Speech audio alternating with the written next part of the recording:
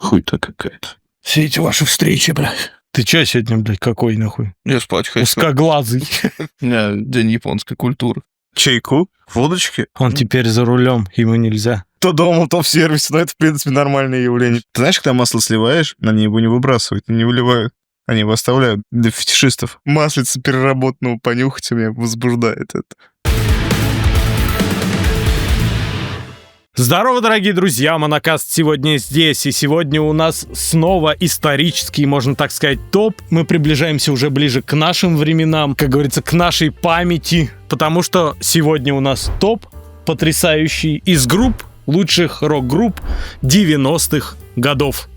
Я надеюсь, что вы готовы, Евгений? Да. А вы готовы, Евгений? Yes, of course. Ладно, дорогие друзья, с вас лайк, подписка, и мы начинаем 10-е место. Rage Against the Machine.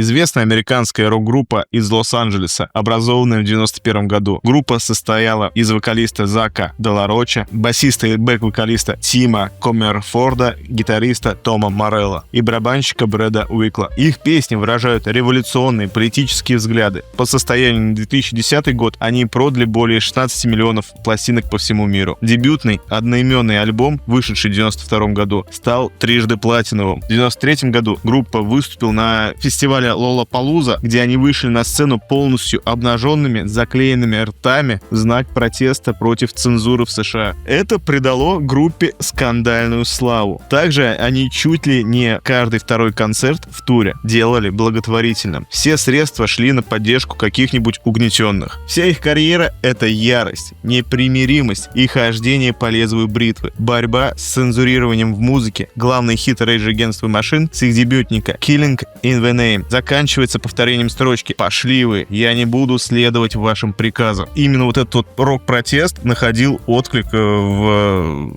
людях по всему миру. Главная протестующая группа 90-х. Следующие два альбома Evil Empire 96-го и The Battle of Los Angeles 99-го заняли первые места в чартах Billboard и имели большие коммерческие успехи в Соединенных Штатах и за его пределами. Музыка Rage Against the Machine имеет рэп-основу, и часто в турах они играли совместные концерты с хип-хоп исполнителями, такими как House of Pain и Cypress Hill. Банд, которые шлют все и вся и тоже ненавидят американскую мечту, существует немало. Но в отличие от большинства политизированных групп, Rage Against the Machine стали настоящим мейнстримом и влияли на умы действительно миллионов людей по всему миру. В России тоже их левые антикапиталистические взгляды тронули немало сердец. При этом для группы все и всегда было серьезно, никакой показухи, чисто протест. Но для музыкального мира куда важнее, что Rage Against the Machine объединили фанатов хип-хопа, панка, металла и молодой альтернативной сцены 90-х. Это достижение, которым больше никто похвастаться не может. Они играют по-настоящему качественную, интересную, а местами и виртуозную музыку. Rage Against the Machine можно любить, даже не разделяя их бунтарскую натуру.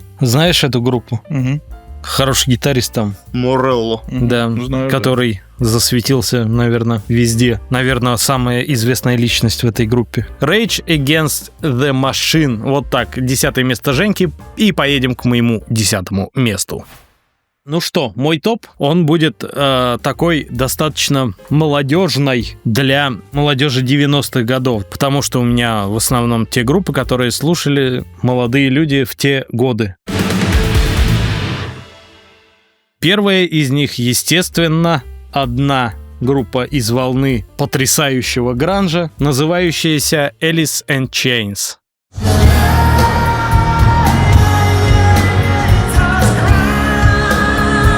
Одна из самых мрачных и самобытных групп гранж-сцены — Alice in Chains. Они всегда выделялись жесткими рифами, мощной ритм-секцией и глубоко эмоциональным звучанием, которое передавало всю боль и депрессию того времени. К сожалению, Лейн Стейли ушел из жизни в 2002 году, но его голос и творчество до сих пор остаются одним из самых пронзительных воспоминаний. Группа, безусловно, влиятельная, но их творчество порой было менее доступным для массовой аудитории, чем у некоторых коллег по гранж-сцене. Тем не менее, их музыка — это настоящая энергия, боль, честность. А значит, они заслуженно попадают в мой топ и занимают в нем 10-е место. Одни из волны гранжа 90-х. Собственно, рассказывать не надо, почему в 90-х много из молодежи, как я сказал, слушала гранж, поэтому одна из модных групп 90-х годов у меня на 10-м месте. Они входили в большую четверку гранжа, как в 80-х была большая четверка трэша, в 90-х была большая четверка гранжа. Там были еще Soundgarden, Pearl Jam, Alice in Chains И Нирвана. Да. И, в общем, они все были достойными группами с большими Членами. С большим количеством фанатов, большим влиянием Количеством членов. в индустрии. Да, у этих фанатов было большое количество членов и своих соседских. Мы все за натуралистичный подход. Без твоей этой членовской отсебятины. Поехали к 9-м местам. Limp Bizkit. Американская нью-метал рэп-рок-группа, образованная в 95 году. Limp Bizkit стали известны жесткой тематикой песен, агрессивной манерой исполнителя Фрода. Фрода Бэкинса. Фродо такой роллин.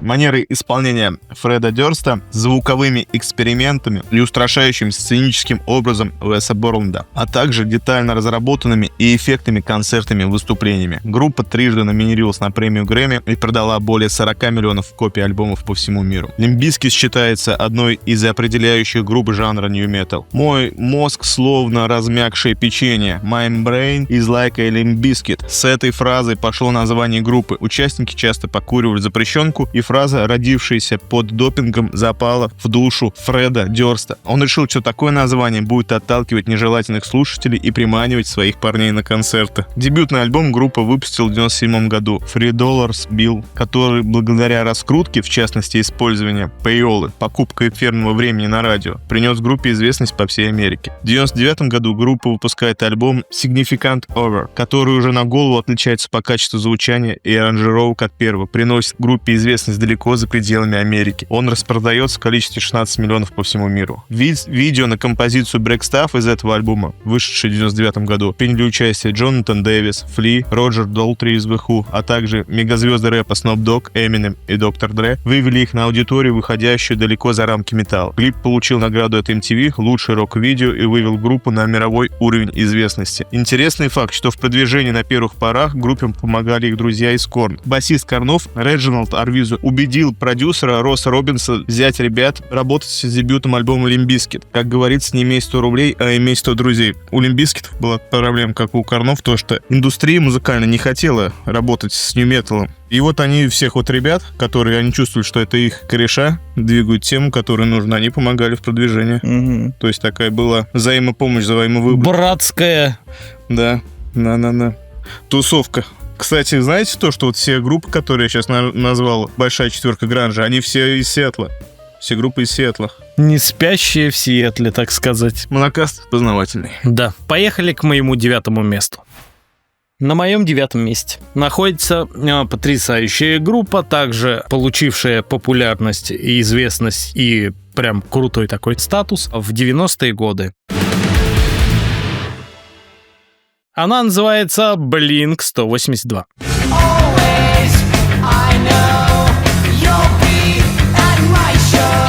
Их фирменный стиль — это максимально задорный поп-панк, дерзкие тексты про подростковые проблемы, безбашенный юмор и сумасшедшая энергетика. Их музыка была саундтреком школьных вечеринок, летних каникул и первых разочарований в любви. Блинки сделали панк-рок путеводной звездой подростков по всему миру. Это команда, которая показала, что рок может быть легким, дерзким и мега заразительным. Вот так, Blink-182. У меня на 9-м месте находится панки. Одна из ветвей рок-музыки, которая очень сильно процветала в 90-е годы. Поехали к нашим 8-м местам. Soundgarden.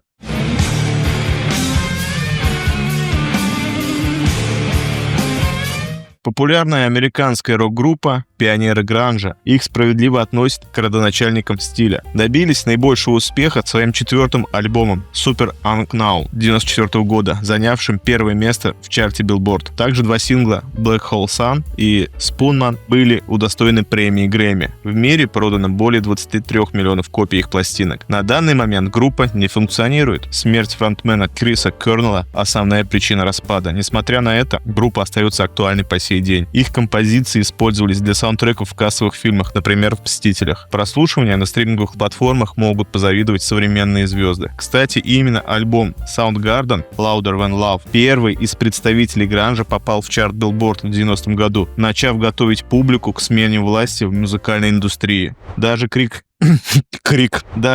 Хэммет называл этот альбом источником вдохновения для легендарного рифа Enter Sandman. «Пионеры гранжа» — 8-е место в моем топе. Мы пошли по гранжу. Даже крик Хэммета не мог остановить. Да.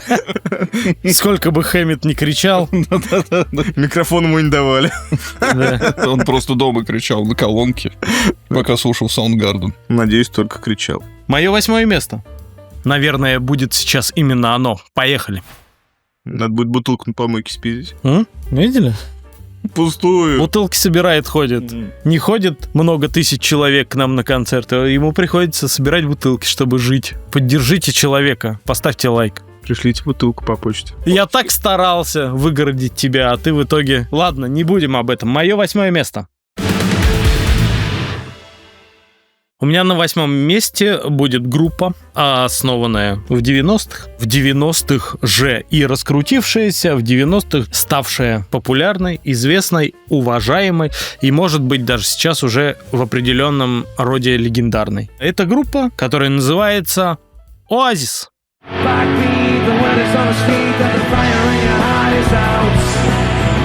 Братья-бунтари из Манчестера Ноэл и Лиам Галлахеры подарили нам много крутейшей музыки, конечно же, и спасибо им за это. Оазис стали лицом брит-попа и главными конкурентами Blur в знаменитой битве британцев. Но за музыкой всегда скрывались дела семейные и семейные разборки. Лиам и Ноэл враждовали, ссорились на сцене и за кулисами ссорились, но именно эта взрывная энергия сделала их такими уникальными. Оазис стали настоящими звездами 90-х, но их постоянные конфликты не позволили группе развиваться дальше. Тем не менее, их наследие — это бессмертные хиты, которые до сих пор звучат во многих барах с направлением рок. Они вот именно для эпохи 90-х годов были такой достаточно легендарной группой. Они очень быстро взлетели, бомбили по всему миру, очень были известны, популярны, любимы и так далее. Но, тем не менее, вот они друг с другом не были в ладах, разосрались, разошлись. Хочется сказать спасибо группе «Оазис». Конечно, не за наше счастливое детство, но за музыку точно. Говорится, разосрались, разошлись, помирились, Появились. Но это уже была другая группа. Да. Это уже Монокаст. Поехали к 7-м местам. Расскажи мне, кто у тебя на 7-м месте? Алиса в цепях. Alice in Chains.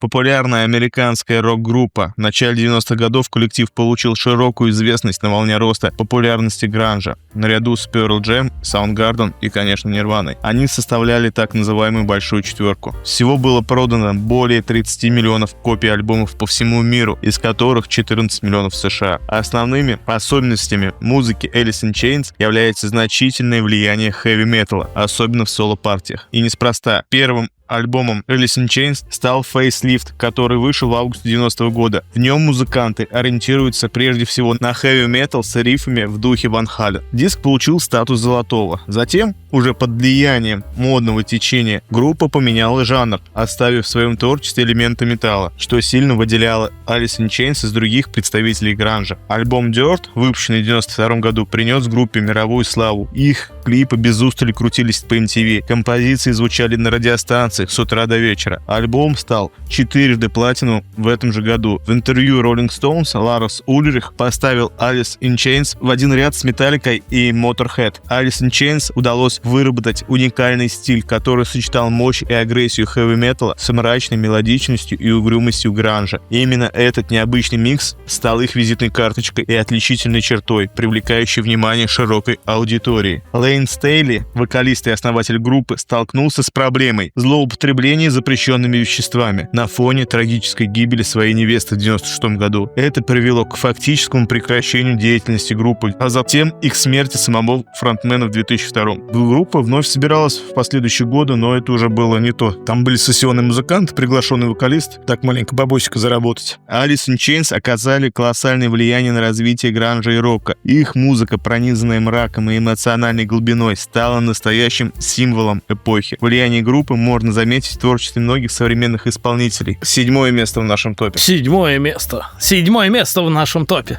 Алис в цепях. Вот так. Знаешь, что можно сказать про группу, которая делает музыку для байкеров? Что у них широкая аудитория. Плотная аудитория. Упитанная аудитория. Ну, не все байкеры широкие. Ну, непонятно. Я думал просто сказать про толстух, но это как-то стрёмно. Мое 7-е место. Кто у меня там? Как ты думаешь? Музыкальный коллектив. 100%. Он угадал. Низкое глубокое место. 7-е еще пока не 1-е, не 2-е. Но тем не менее он угадал. Он молодец. У меня на 7-м месте будет группа под названием Green Day.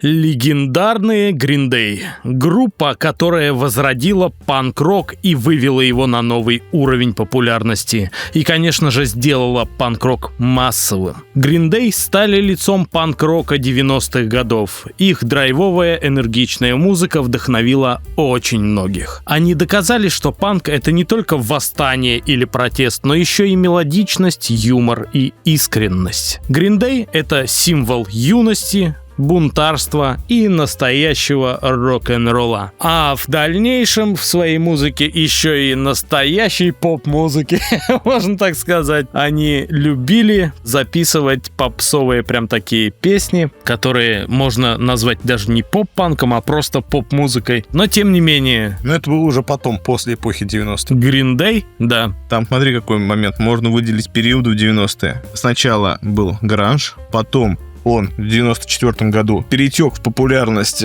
поп-панка. Вместе Green Day и Offspring у них в 94 году да, вот они стрельнули 2 альбома, которые пиздец как разлетелись. Они переплюнули Нирвану по продажам. Не наоборот ли, да. Что вот, например, стиль гранж что-то все-таки взял при своем зарождении от панка. Я не спорю. Нет, я в том плане то, что вот пик популярности групп, которые играли гранж с 90 по 94. Потом был популярность от панка с 94 где-то по 97-98. А там уже взяли инициативу New Metal группы. Он считал, да, сидел, наверное? Я смотрел выходы альбомов, которые вот прям пиздец продавались по стилям, когда вот пласты шли. 6-е место. The Offspring. Легендарная американская панк-рок-группа из Калифорнии, одна из самых продаваемых панк-рок-групп в истории, более 40 миллионов копий альбомов по всему миру. Состав Offspring неоднократно менялся, и только основатель, вокалист и гитарист Декстер Холланд, а также гитарист Кевин Нудлс Вассерман. Вам ни о чем не говорит эта фамилия.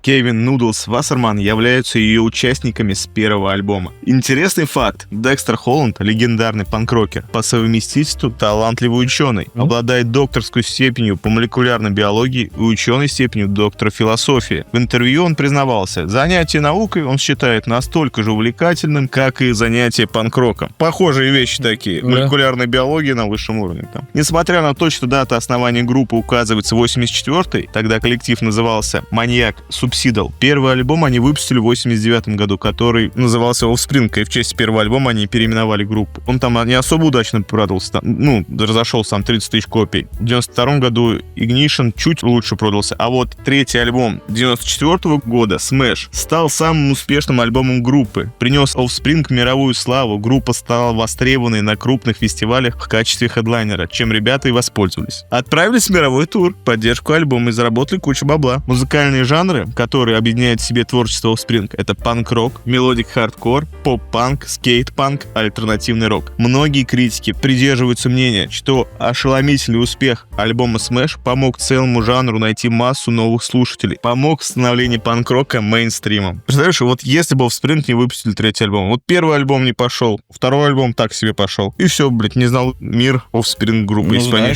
третий альбом. 30 тысяч. Не такая уж и плохая цифра. По сравнению там с 40 миллионами, которые они в итоге продали. Понятно. Вот так вот. И много групп. Да там взять вон РХЧП, там они выпускали 4 или 5 альбомов, и там вообще они пролетали мимо кассы, пока за них не взялся продюсер. Рик Рубин, который Самый- сидит, нихуя не делает, такой... Мгм. А может, вот так сделаем? Он такой, делайте. А, слушай, а может, вот это сделаем? Давай. И альбомы выходят эти Платиновые, платиновые, бриллиантовые. Поехали к моему 6-му месту. Мое 6-е место. У меня на 6-м месте располагается потрясающая группа. Я даже знаю людей, которые ее слушают и до сих пор очень любят. Эта группа называется Radiohead.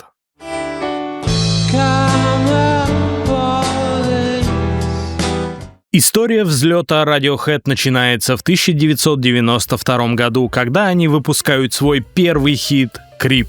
Песня становится гимном отверженных и непонятых, а сам коллектив быстро обретает мировую известность. Radiohead — это новое звучание рока 90-х. Они изменили представление о том, какой может быть рок-музыка, добавив в нее меланхолию, атмосферность и философскую глубину. Их музыка стала вдохновением для множества групп. Radiohead — это не просто рок, это настоящее неподдельное искусство.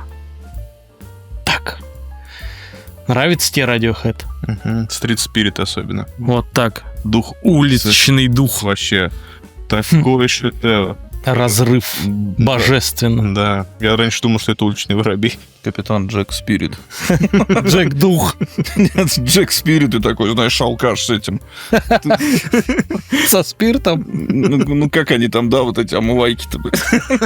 White Spirit? Да ты чё, блядь, он... Там реально дух был. Да, там он ядовитый. Там внутреннее кровотечение и смерть. Это очень такая мучительная смерть. Поехали к 5-м местам, наверное, да? 5-е место. Radiohead.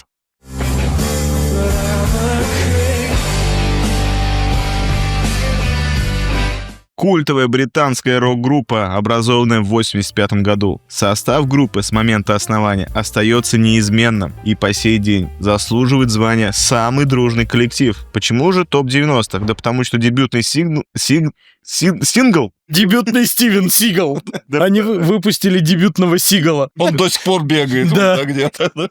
Да потому что дебютный сингл группы выпущен в 1992 году, и он называется «Creep». Червяк переводится, да? Эта композиция сразу же стала мировым хитом, возглавив мировые чарты. Дебютный альбом Пабло Хони вышел чуть позже, в 93-м. Широкое признание во всем мире группа принес третий альбом, выпущенный в 97 году, Oak Computer, который возглавил британские чарты и выбился в лидеры национальных чартов по всему миру, что подтвердило хорошие продажи. Почти 5 миллионов копий. 5-кратно платиновый альбом, можно сказать. Oak Computer получил широкое признание со стороны музыкальных критиков и отмечался как один из величайших альбомов в истории индустрии. Исторический выпуск альбома ознаменовал начало снижения популярности брит-попа в пользу более меланхоличного и атмосферного альтернативного рока, который занял одно из центральных мест на музыкальной сцене Британии в следующие десятилетия. Интерес общественности к содержанию альбома послужил поводом для анализа основных тем пластинки: повального потребительства, социального отчуждения, эмоциональной изоляции и политических проблем государства. В этом контексте Oak Computer интерпретируется как альбом, определивший свое время и предвосхитивший настроение 21 века. Короче, он опередил свое время. Все альбомы Radiohead номинировались на премию Грэмми за лучший альтернативный альбом. Трижды Radiohead в этой номинации побеждали. Все альбомы получили статус золотых или платиновых в США и Великобритании. В 2019 году группа была включена в зал славы рок-н-ролла. Несколько интересных фактов о группе. Том Йорк, вокалист,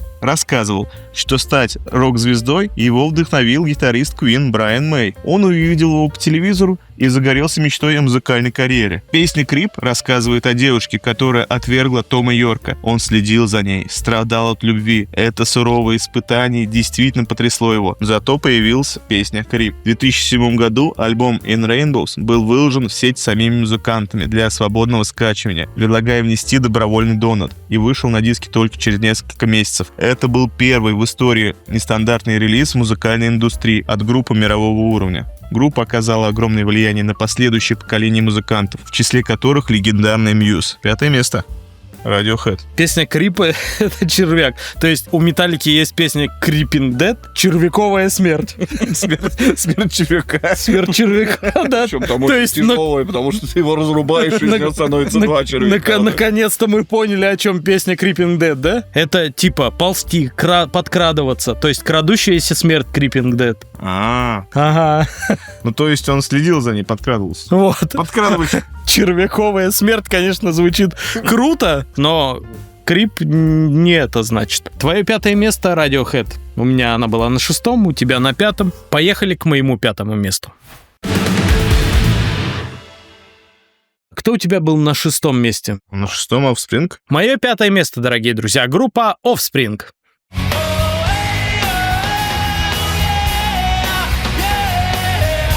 Группа, которая взяла панк-рок, придала ему мощную энергию, юмор и мелодичность, и в итоге стала одной из самых успешных команд своего времени, естественно, в своем жанре. Они смогли сделать панк-рок массовым, при этом не потеряв своего бунтарского духа. Их музыка до сих пор звучит свежо и актуально, а концерты собирают огромные толпы фанатов по всему миру. Offspring — настоящий саундтрек 90-х. Настоящий саундтрек молодежных комедий 90-х. Именно поэтому они заслуженно занимают 5 место в моем топе лучших рок-групп десятилетия. Сколько уж музыки было в молодежных комедиях 90-х годов от Offspring, не сосчитать. Возможно, вложение в развитие этой музыки, вот поп-панка и так далее, больше относится к другим группам, может быть, которые я вот раньше произнес, типа Green Day и Blink-182.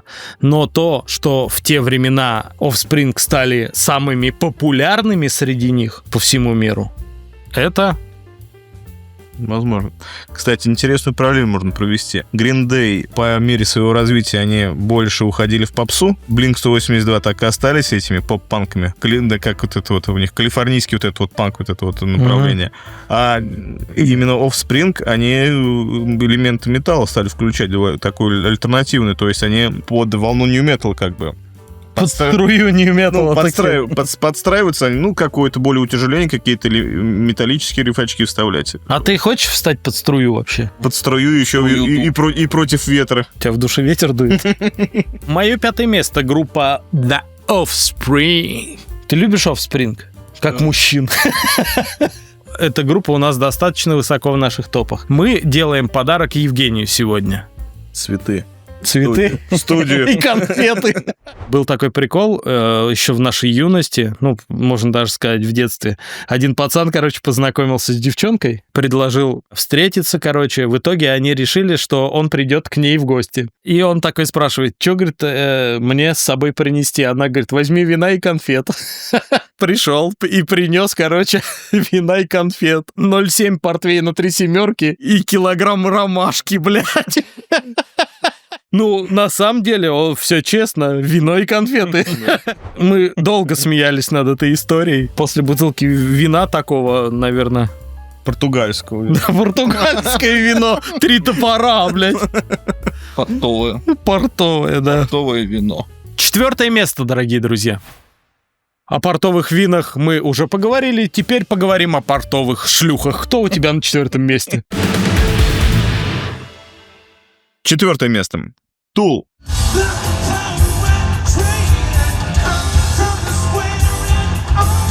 Американская альтернативная метал-группа, образованная в 90-м году в Лос-Анджелесе. Tool получили 4 премии Грэмми, совершили несколько мировых туров, альбомы группы занимали первые места в чартах многих стран. Дебютный альбом Undertow, выпущенный в эпоху популярности гранжа в 93-м году, смог стать трижды платиновым, способствовал популяризации прогрессивного рока, а также помог удержаться в мейнстриме металла в целом. Группа Tool стала известна благодаря своим сумасшедшим экспериментам с различными инструментами и художественными веяниями.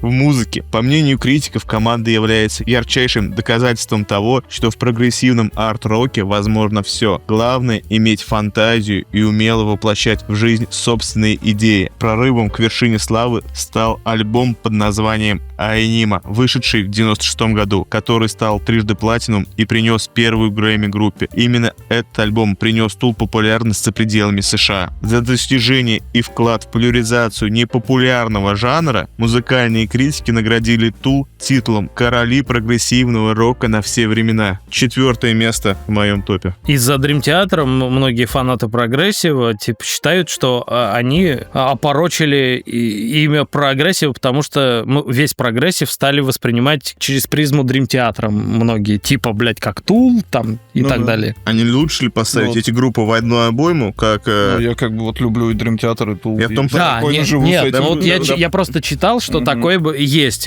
поэтому, просто рассказываю. Все-таки Dream Theater, они более стерильные такие всегда были. Tool, наоборот, брало такой энергетикой, прям драйвом. То есть у Dream Theater не было такого драйва, наверное. Это как был старый прикол-то в этом, не в Гранд-туре, наверное, в Топ-Гире еще, да? И едет такой на машине. Это, говорит, машина, мне напоминает, говорит, прогрессивный рок. Да-да-да. Тянется, говорит, медленно. Медленно разгоняется. Медленно разгоняется, говорит, середина, говорит, очень затянутая, и, говорит, никто не помнит в конце, что, говорит, было в начале.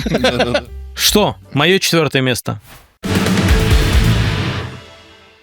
А у меня на 4 месте находится группа, которую ты в этот топ не поставил. Потому что ты поставил ее в прошлый топ. Не понимаю почему. Тем не менее, 4 место рок-групп 90-х годов. Red Hot Chili Peppers.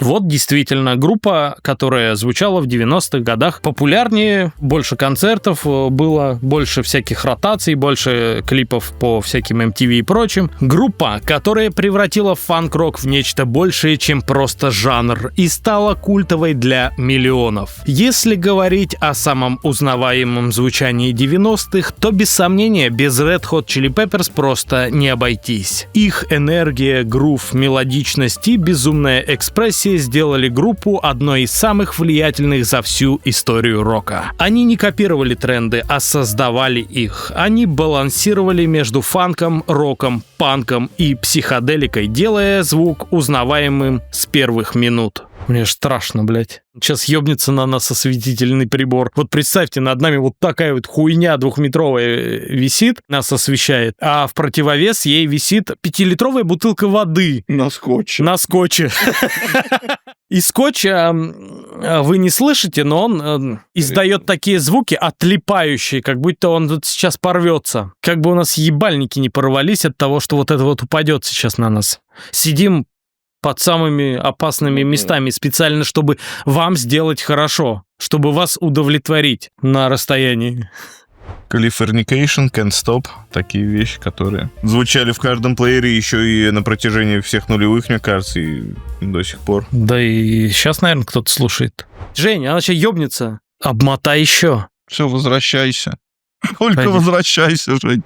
3 места. Наша троечка победителей будет прямо сейчас. Я надеюсь, будем немножко совпадать уже в этом, потому что это уже 3 победителей. В 90-е годы были свои кумиры, были свои легенды, так сказать. Это интересно. Давайте проверять. 3 место. Korn.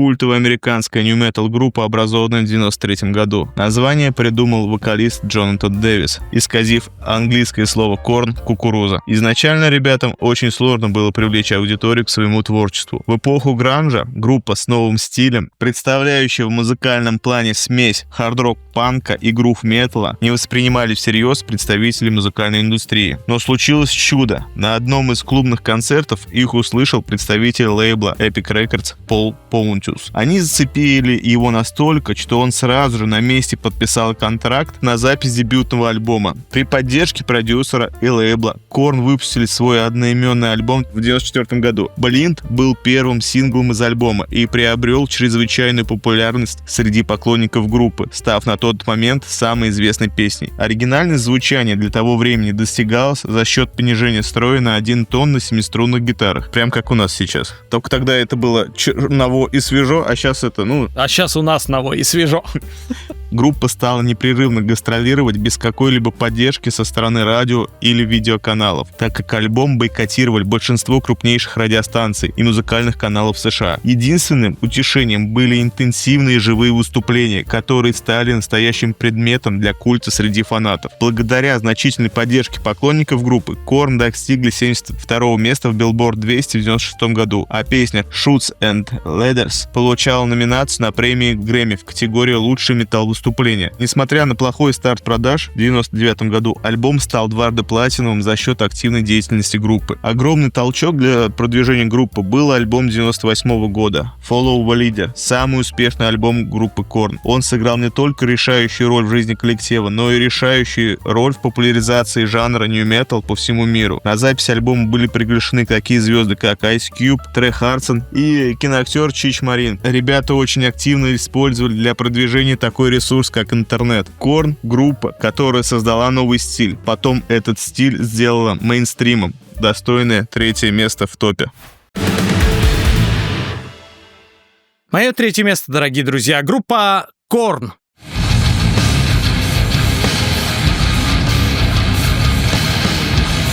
Корн – настоящие отцы нью-металла. Группа, которая сменила в понимании людей звучание тяжелой музыки и задала тренды на годы вперед. Без Корн нью-металла бы просто не было. Они задали тон целому поколению. Они создали стиль, который вдохновил десятки групп, от Slipknot до Linkin Park. И хотя они не были единственными в своем жанре, именно Корн стали его первопроходцами и сделали нью-метал мировой сенсацией. Корн — это музыка боли, ярости и мрака. И именно за это их обожали в 90-х и любят до сих пор. Группа Корн, 3-е место. У нас Джонатан Дэвис в топе лучших вокалистов планеты. Смотрите, топ лучших вокалистов есть на канале. Лайк, если хотите, топ самых плохих вокалистов в роке. Среди хороших.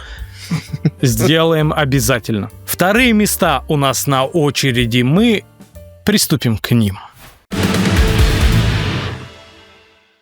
Серебряный призер. Green Day.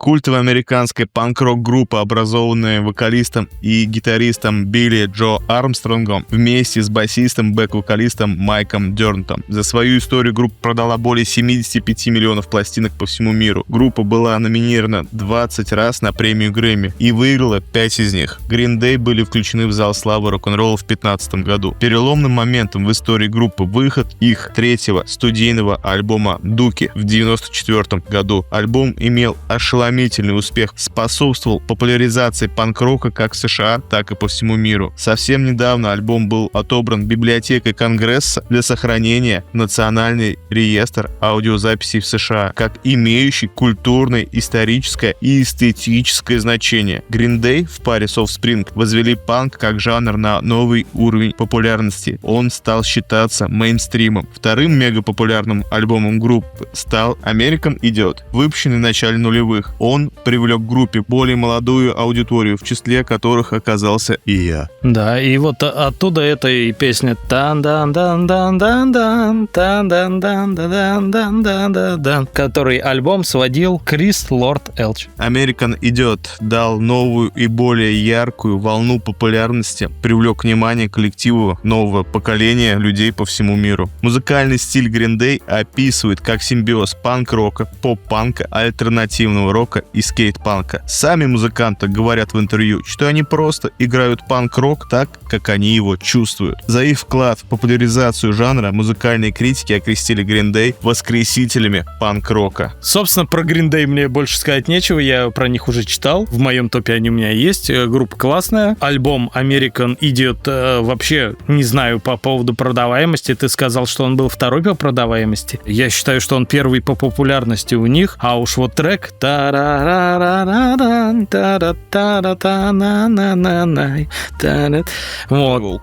вот, вообще одна из самых популярных песен Green Day. Твоя серебряная медалечка, группа Green Day. Вот так, поехали к моему второму месту и узнаем, кто же у меня там. Очень жаль, что ты обделил вниманием этот коллектив. Презирать я буду тебя до скончания дней за группу, которая расположилась у меня на втором месте, которая называется «Пантера».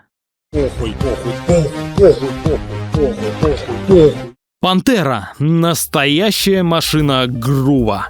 Группа, которая взорвала металлическую сцену и стала эталоном для множества последователей.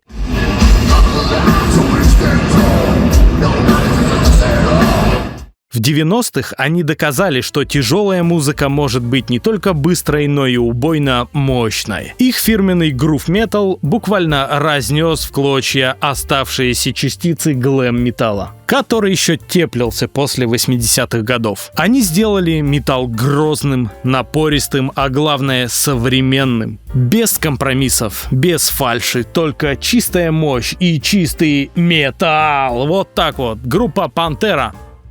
Мое второе место. Замечательно. Любишь их? Конечно. Я тоже люблю, обожаю. А ты их не любишь, потому что ты их не поставил в топ. Я их не поставил в топ, потому что они до этого глэм 10 лет играли. За шаг до победы, за шаг до чемпионства, так сказать, остановилась у меня группа «Пантера». Я считаю, второе место в самых лучших рок-группах 90-х годов она по праву занимает. Имели, так сказать, весь мир в уши. Абсолютно согласен с тобой. Поехали к нашим победителям, к нашим первым местам. И сейчас мы узнаем, кто на них. Хотя я подозреваю, что это будет сделать несложно. Первые места. Go! 1, 2, 3. Нирвана!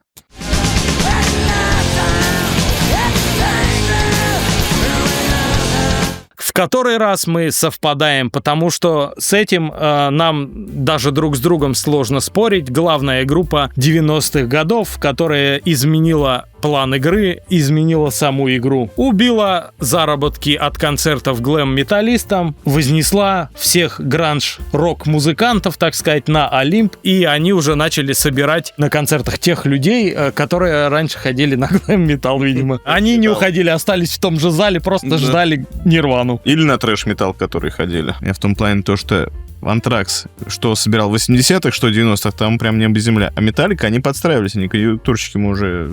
С каждым новым альбомом группу фанаты хуесосят все больше за то, что они неуместные эти делают. Вот это нихуя. Они подстраивались под говно просто. Да. С каждым альбомом все хуже и хуже. Что-то, да, подстраивались, но получалось очень плохо, блядь, да? Ну нет, это не по нашему мнению, дорогие друзья, по мнению людей, которые писали про новый альбом выходит, и его фанаты Металлики обсирают сразу же. Новыми альбомами были недовольны. Тем временем, про Нирвану. Легендарная Нирвана. Это символ поколения, революция в рок-музыке и голос молодежи 90-х. Когда в 91 году вышел Nevermind, мир изменился и перевернулся. Гранж ворвался в мейнстрим и смел с музыкального Олимпа лос-анджелесский глэм-металл. Smells Like Teen Spirit взорвала MTV и радиостанции, став гимном разочарованной молодежи. А сам альбом превратил Нирвану в главную рок-группу всего десятилетия. Нирвана изменила рок-музыку.